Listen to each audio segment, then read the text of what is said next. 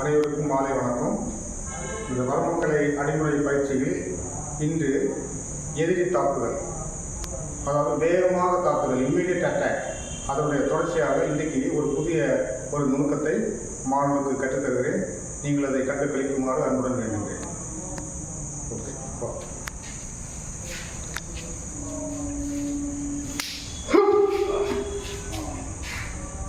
இதுதான் டெக்னிக்.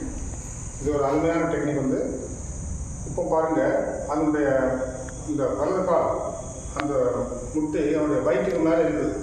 இப்போ அழுத்தம் கொடுத்தாங்கன்னா வயிறுகளோட உள்ள எல்லா உறுப்புகளும் சேதமடையும். அது மட்டும் இல்லை, வலது கை அவனுடைய கழுத்தை ரெண்டு பக்கமும் ஸ்ட்ராங்காக பிடிச்சிக்கிறான். எஸ்கேப் ஆக முடியாது, மேலேயும் எழுந்திருக்க முடியாது, அதே போல் சைடில் திருப்ப முடியாது. டைட்டு கொடுத்தாங்கன்னா தலைக்கு மூளைக்கு போகக்கூடிய இரத்த குழாய்கள் எல்லாமே நசுக்கப்படும்.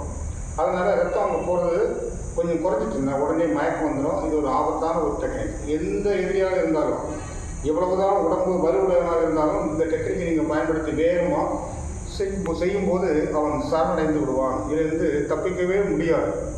அப்படிப்பட்ட ஒரு அற்புதமான ஒரு டெக்னிக் தான் இது.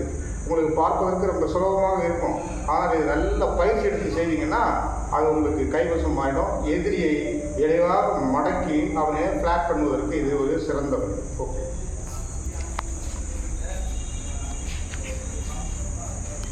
எனவே இன்னும் நான் ஏற்கனவே சொல்வது போல இதே போன்ற எதிரி தாக்குதல் 50க்கும் அதிகமாக இருக்கின்றன. நான் உங்களுக்கு ஒரு 8 அல்லது 10 தான் சொல்லிக் கொடுத்துருப்பேன். இது வரக்கூடிய வகுப்புகளில் இதனுடைய தொடர்ச்சியாக அதிகமான இந்த இம்மீடியட் அட்டாக், எதிரி தாக்குதல், உடனடி தாக்குதல்களை நான் உங்களுக்கு சொல்லித் தர இருக்கிறேன். இப்பொழுது அவர்கள் செய்து காட்டிய இந்த அட்டாக் மிகவும் ஒரு முக்கியமான ஒரு அட்டாக்.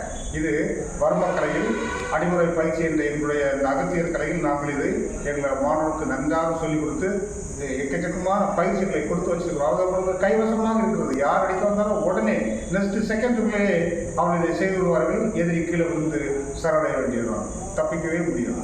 நன்றி, வணக்கம்.